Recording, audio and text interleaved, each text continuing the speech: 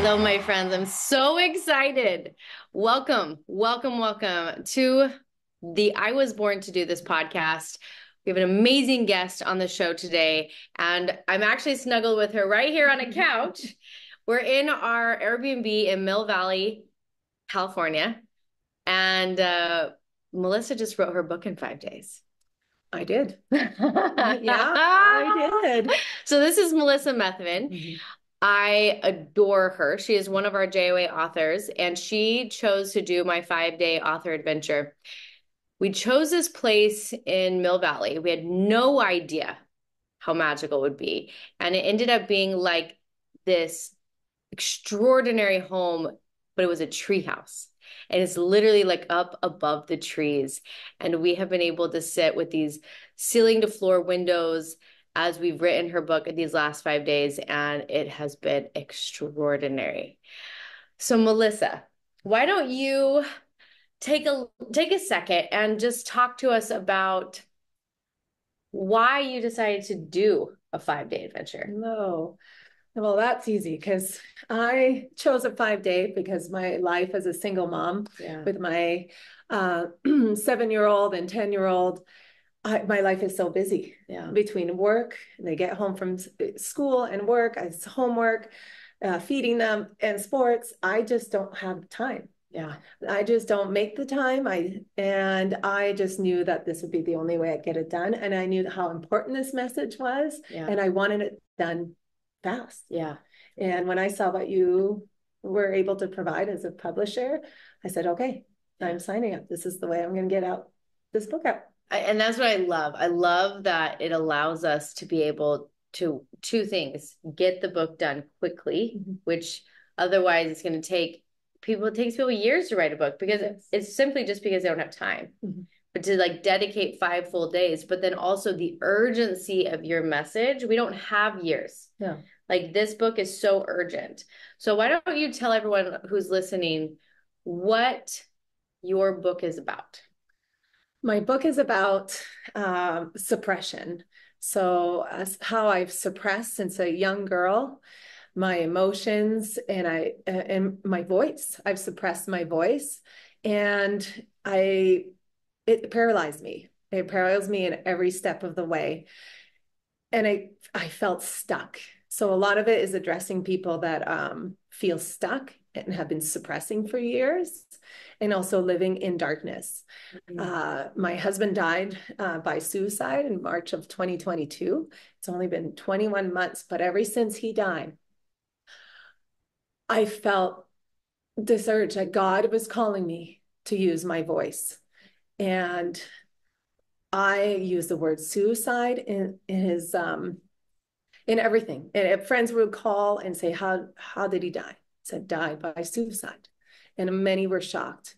And so I knew my purpose was to have a voice for suicide awareness. And for my children, I'm writing this book for my children. I want them to reread it, because I'm trying to change the generations lineage, because my husband on both sides of the family died by suicide. And now, as we know, it can skip generations and that trauma stays in unless I stand up and do the work. And since then, I've propelled in all the healing modalities, and it wasn't just one thing. I've done counseling, I've done breath work, cold plunging, tapping, I've done writing. Writing has been the huge release this week, the release of the day my husband passed. Now, this has been my major struggle. And I've replayed this story over and over. And I actually thought I had written it already. And I realized I had not. So yesterday, writing it all out that day, minute per minute, what happened. And it was that release. It was that release that I really needed. So writing is very therapeutic. Well, this is beautiful. I'm going to snuggle in here because I think this is a conversation on so many levels that we're talking here. We're talking about suppression. And what I love about your book is that you begin with that topic. You don't begin with your husband's passing, you begin with suppression. And the more and more we've talked about suppression this week is like that's a huge contributor to people wanting to leave by suicide, is because of the suppression. So it all ties so beautifully together. And I want to pinpoint that what you've done this week is the absolute opposite of suppression. Yes. Right? Oh, Like yes. the speaking, the writing, and letting it all out is like, it's like taking the lid off of the teapot, right? It's like finally it all gets to release. How has that felt for you? Oh, that felt liberating, Yeah. cleansing, and I feel more at peace. I'm going to go home feeling so much more at peace, Yeah. and not this, and I'll be able to move forward. And what's the next step? It's getting this book out and helping others that have dealt with suppression and how to cleanse it out. Yeah. This book is I love this book because it's not just for someone who's struggling with suicide ideation. It's for all humans, because everyone suppresses. Oh, yes. We're taught to suppress. We're taught to hold back our tears and keep in our anger and look good and please others. And that's what leads to, we're going to talk about it today in the podcast, of what you say in the book, is that your suppression actually led to health issues for you. And so this book is for everyone, but especially those who struggle with suicide ideation, those who have lost a loved one by suicide, those who struggle with addiction, and those who are in abuse. Yes. And so I just want to acknowledge you for writing this book. Thank you. Because this is a mighty book, and this is not an easy book to write. No. And this week, I mean, let's talk about how we were able to bring forth such an intense book in such short amount of time. Oh, I love that. When you ask me where to write my book, Kira gives me the option of choosing where. And I felt I needed trees. I needed trees. And I said, I love the ocean. And she said, Mill Valley. And I had never been there. Me neither. That's what's so crazy. And then she sent me a couple Airbnbs. And there's this one here. It really stood out to me. I said, this is the one. And then I had second thoughts leading up to it. I'm like, why didn't I pick Sedona? I live in Arizona. That's very healing there. But the trees were calling me. So once we arrived here in this beautiful, beautiful, gorgeous treehouse in Mill Valley, the view, the trees were covered with just trees surrounding and nature surrounding us. So I think we thought of it as a blanket of protection, because this is going to be so deep in a lot of topics that are very, very hard and dark. Yeah. And so we were blanketed with this nature. But the first day, we actually didn't write too much. We went to Muir Woods. And this is where we got the most inspiration to start the book and where to start. And I use a lot of analogy of the sequoia trees, how beautiful they are, how they're the tallest trees. And we saw many that had been through fire. And we're like, oh my gosh, we've been through fire, but we're still growing. And that just made me think of everybody out there that's been through fire, and we still need to, but we can get out. And how these trees got out, they can't grow alone. So they had others that were connected next to them, helping them grow and heal. So community has always been how I healed. I had so many people come to help us, me and my children, and I wouldn't be here without all the support.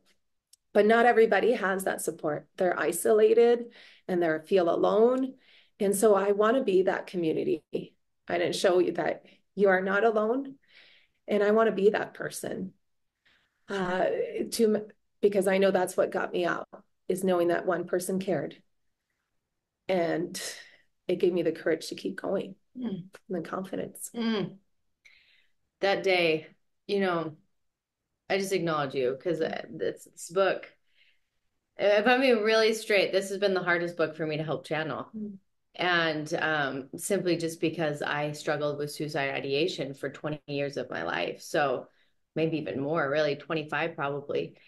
And so to channel this book, when I channel a book with someone, I like go into your energy and I move through it, and it helps me hear the words as how we get to bring this book together. But I had to like face a lot of my own pain that was still stuck in my body from the years of wanting to die. And so day one was like, I felt like we needed to move. Mm-hmm.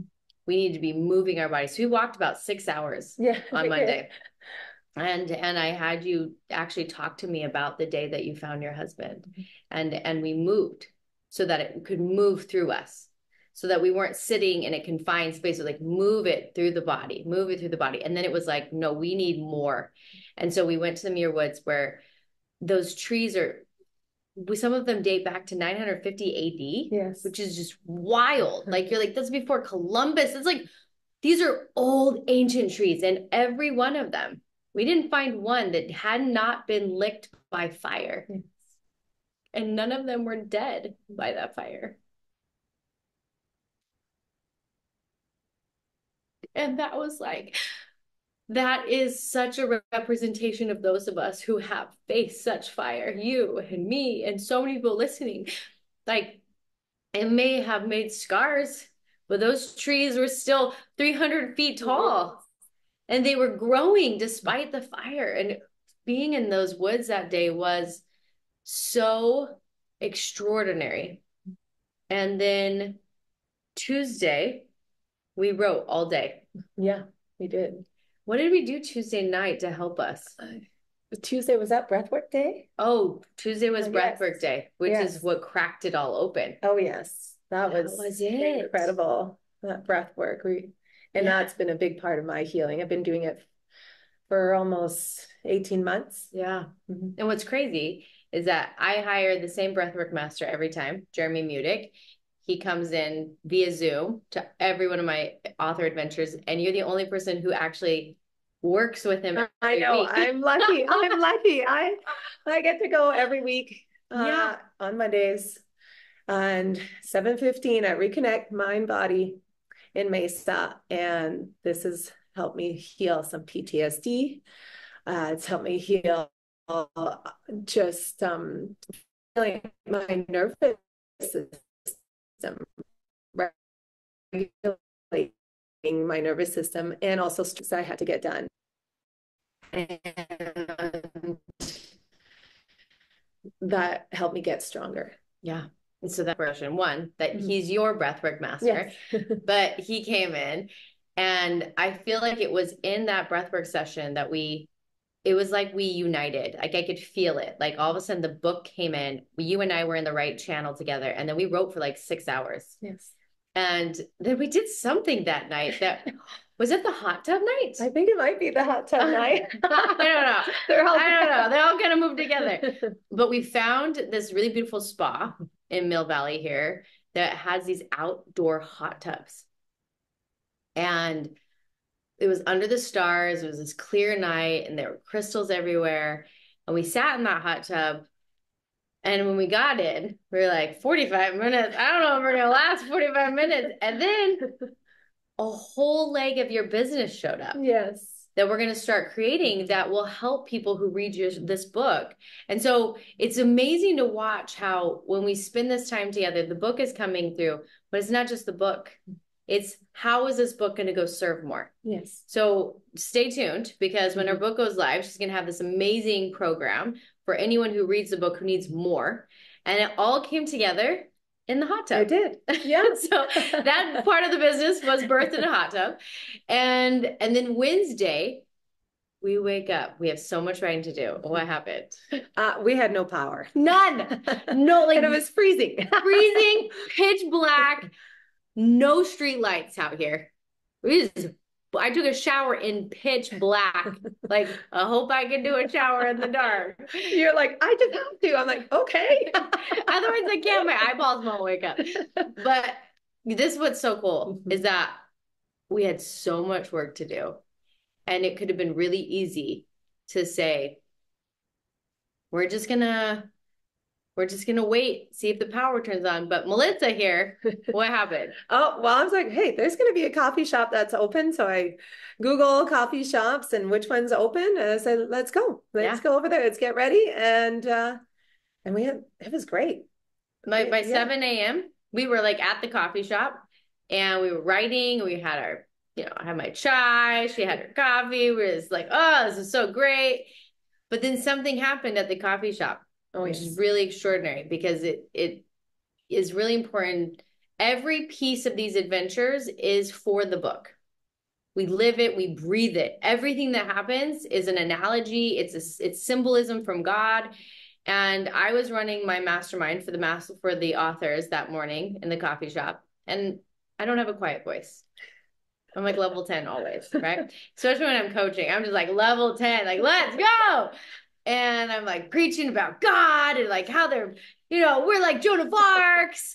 And then I'm like deep in it. And this old woman comes straight up. And I would say she was not even 12 inches from my face. And she yelled at me. She yelled, like, this is not your living room. No one wants to hear you say this. And she got so angry. And I felt this like, oh my gosh, I felt so bad. And I had no intention of that. And so I left and I went out front. But what I heard for me, and then I want to hear what Melissa experienced, what I heard was, this is what happens when we write our truths, when we speak our truths. It will always disrupt someone. And it has nothing to do with us, it has everything to do with their own pain and their own trauma. And I got to release her in love. And also acknowledge that when we say things that we know are true, it will disrupt. It's just what's going to happen. And then I want you to say what you experienced on your side. Oh, yes. I noticed right away just that anger. There was so much anger. And when Kira left to go outside, I looked at everybody's reaction and everyone was like, what just happened? Because no one was bothered. There was loud music and it just didn't seem to bother anybody else. And there was this young boy, he was 12 years old, and he was so hurt for Kira. And he was like, oh no, like, he felt terrible for her. And I also thought, well, this woman is hurting so much inside. She's gone through a lot of trauma and still haven't worked through it, and that triggered her, either if it was the word God, was most likely that was, because for a lot of people that does trigger them. And because they probably had some trauma at one point because of it. And it was a great reminder because your book might do that for people, right? Because what I love about you is that you do not sugarcoat things. That takes some boldness, that takes some courage to speak the way that you speak, where you're like, I will not hide. My husband died by suicide, and we're not going to push this under the rug, and I'm not going to hide it. Like, we are going to speak truth, and we're going to let truth heal generations. Yes. And you also speak and you use the word God in your book, and you say, like, I will not water this down. And that takes such courage, and it might disrupt people, but this is the disruption we need. Because suicide stays because no one wants to talk about it. Yeah, so true. It's like this fear that if people say the word suicide, it's like contagious or something. Yes. But the truth is keeping it silent is what makes it contagious. Yes, just alone on my side of the family and my husband's side of the family, talking about mental health was silent. Yeah. I would never hear them talk about it. On my side of the family, they just would pretend that my grandpa was dead, but no, he was not. He dealt with some mental health issues. And on my husband's side with the 2 suicide, this was hushed. And that did not serve Scott. No, it did not serve our family, and it will not serve my children. No. There's a chapter in your book that it's called Ghosts of Generations, or Generational Ghosts, or something like that. And we talk about the compounding of generational trauma and how you know, in Scott's family, how there was someone on each side who had died by suicide, but it was never talked about. And the not talking compounds the trauma throughout the generational line. And I love that you said that, like, it ends now. Yes. Like, this will not move forward with my children and their children and their children. Like, suicide ends now. Yeah. And that, I think, is such a profound, it's a profound statement. It's mighty work that you're doing. Oh, thank you. And I think as people read this, that they will learn to be that bold. Like, no more hushing this, no more quieting, no more like pretending is something else. Like, state it and then let's heal. Yes. And I love that about your book. So I want to talk about that day. The power went out. We had to work in a coffee shop.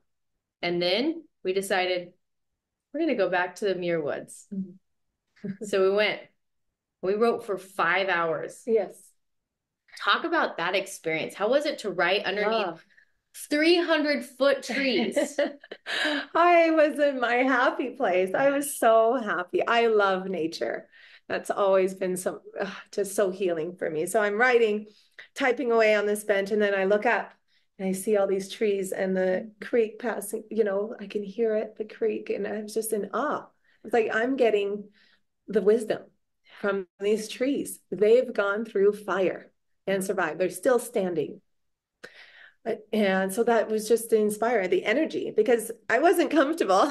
No. It was freezing cold. We were on this really hard bench and we kept being like, we're like, like our necks, our backs. It wasn't like, this is nice and cozy. Our hands were frozen. But never once we're like, oh, I kind of want to leave out of here. No, because that gave me the energy, that wisdom from the trees. It flowed.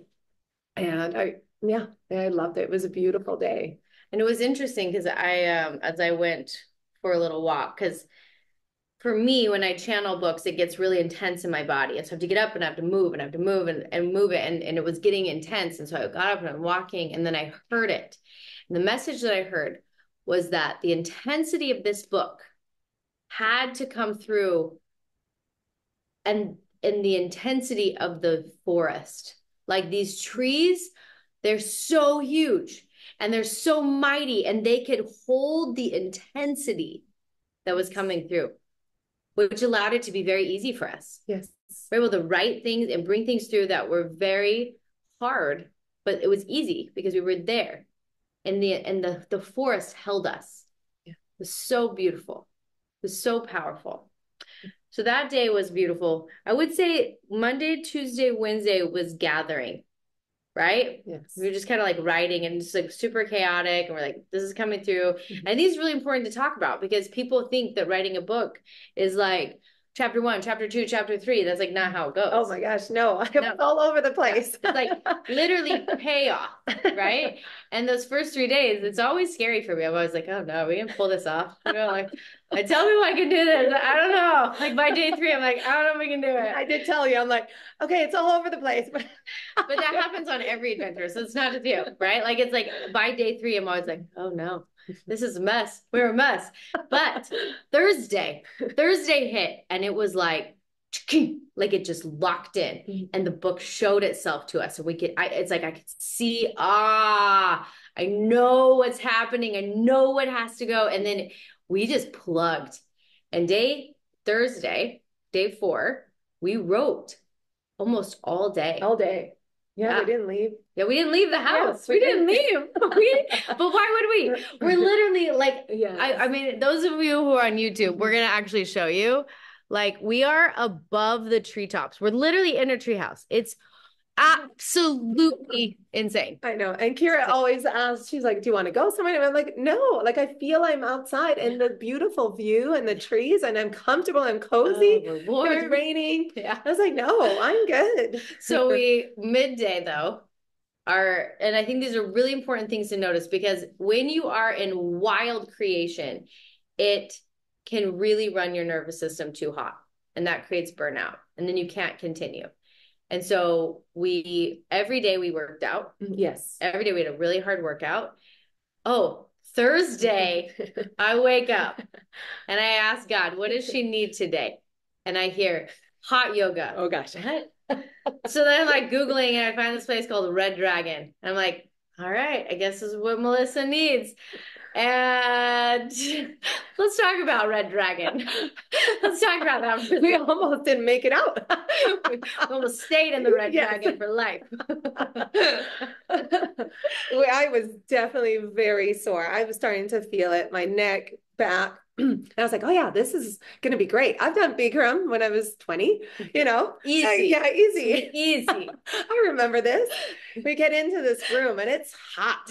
It's very hot. And we arrived a little early too. So we were in that room for a little longer than the class was 60 minutes. Well, the class starts and it's intense. Every move, I'm like, oh. And we had eaten like an hour and a half ago, but I still felt it in my stomach. I'm like, oh, I'm feeling nauseous. Yeah. I'm like, and I'm looking over at Kira, and she wasn't looking good. I'm like, ooh, she's the mouth breathing, almost like panicked. And I'm like, is she gonna be okay? There was one point where I looked in the mirror and I was like, that doesn't look like me anymore.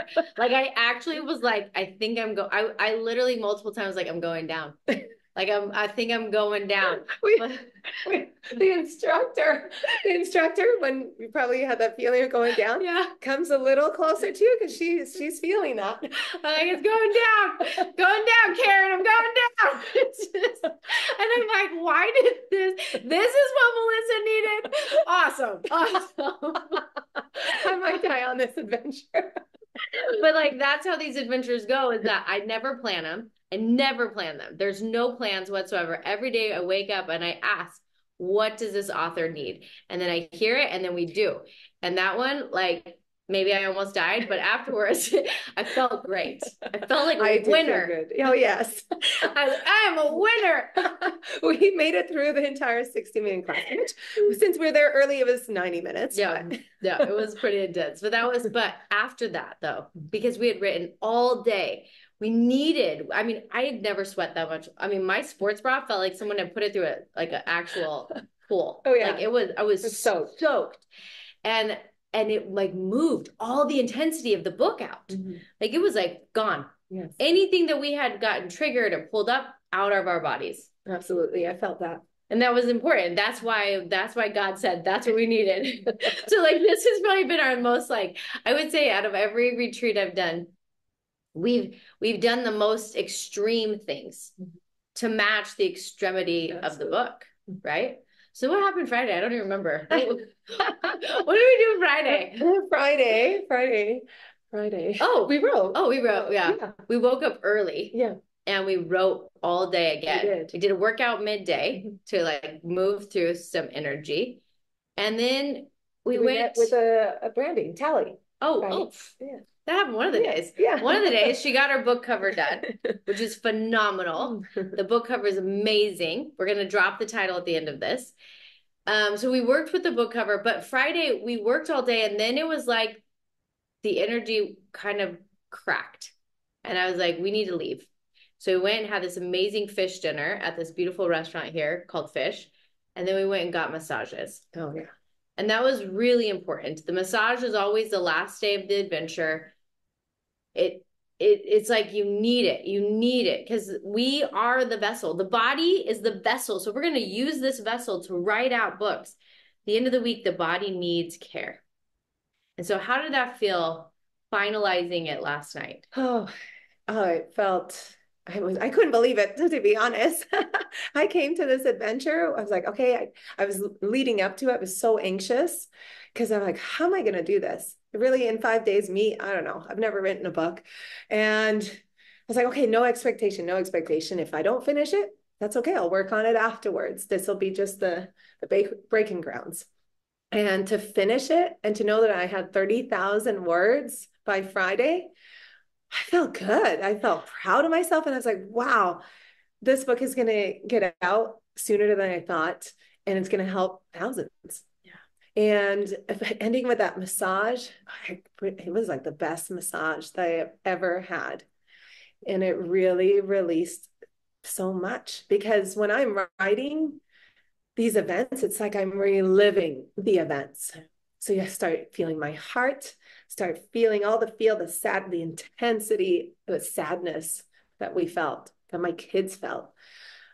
And so Kira is really good at knowing what I need throughout my nervous regulation. She'll be like, okay, we need to stop. We need to get out. Even though I'm like, no, I'm good. I'm okay. No, she's like, no, let's go outside. Let's go dance. A little dance party on the stairs. A little dance.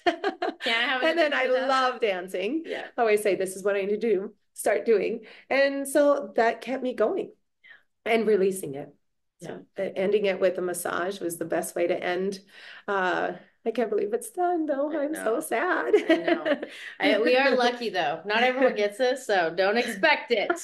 But we're both flying back to Arizona on the same flight, which means that we get to sit and work together today in the airport and on the flight, which I feel like this book needs. This book needs that extra little bit to just finalize the pieces, because this book isn't just like a good idea. It's not just like, yeah, it's like a really good concept. We should probably write about it. Like, this book is going to save millions of lives.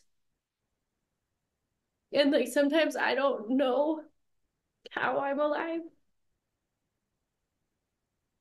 Like, sometimes I don't know how I was able to combat daily suicidal thoughts for the majority of my life. Like, I don't know how I am alive.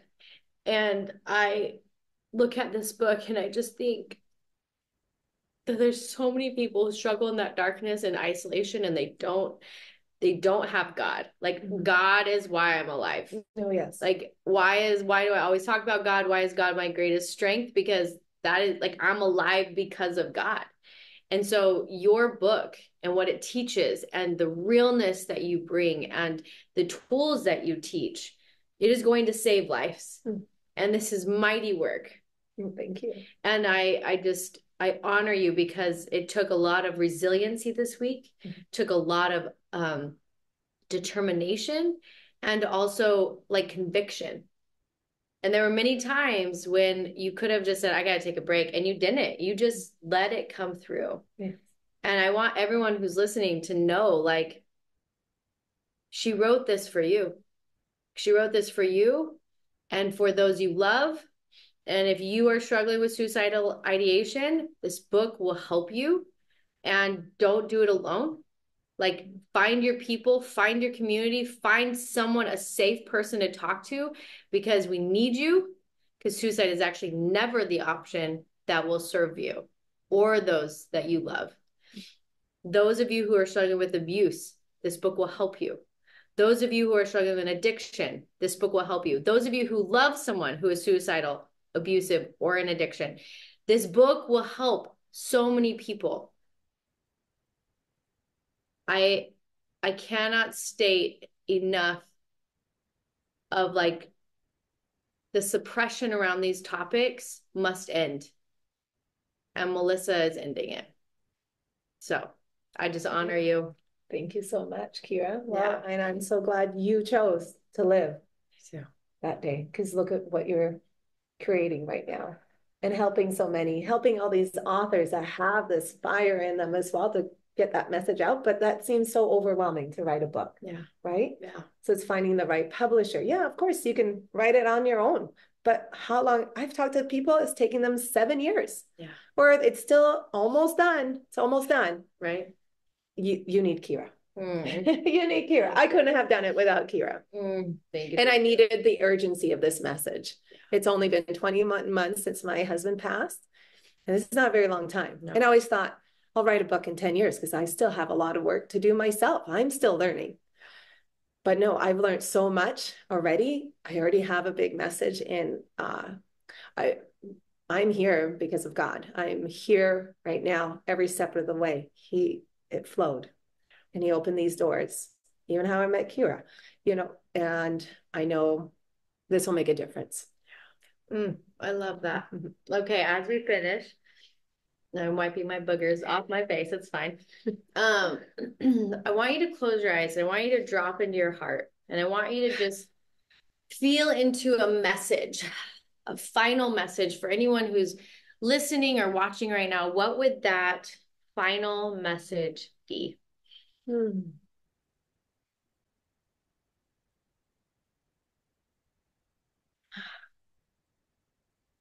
if you're finding yourself crippled in fear and feeling paralyzed and alone, don't give up on God. Communicate with him daily. Pray with him daily. Ask him for his strength. And doors will open. Start to see the doors. You might not see it.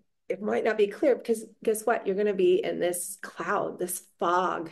It's really hard to see. Connect with one person that has done the work, that has gone through some trauma, has done the work. There's lots of professionals out there, but even just one person to open up with.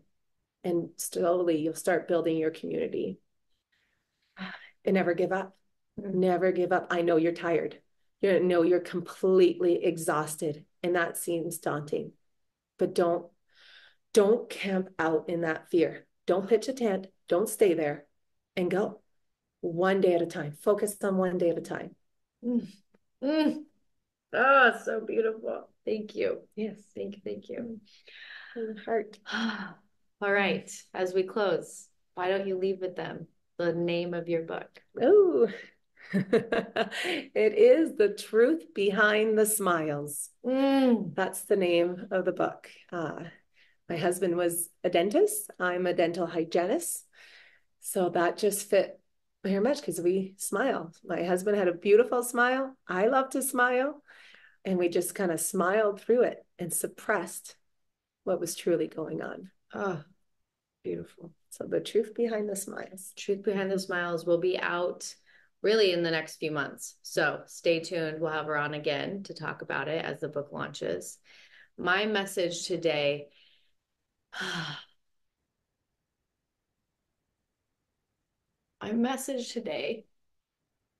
is that if you feel like death is your only option, I want you to just look at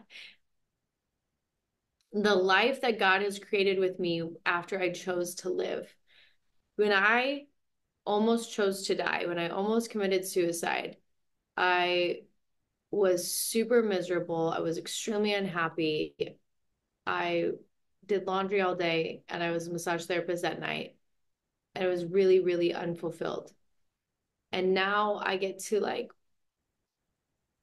help authors write their most important books in tree houses and change the world through these messages. And I think if I hadn't lived, what a tragedy to have missed out on all of this. So, you have no idea what's on the other side. You have no idea what's on the other side of the choice to live. And if you choose to live and you choose to commit to a higher way of living, meaning that you listen to what God inspires you to do, the magic that lives ahead will be a millionfold. You would never even be able to imagine what's possible. And so I want you to hear that. And I want you to know it's possible for you to choose to live and then to live a life where you agree to do what you are inspired to do is what will crack open a waterfall of miracles. That's beautiful. All right, my friends. We love you. Yes. Book coming out soon. Have a beautiful, magical day. Yeah.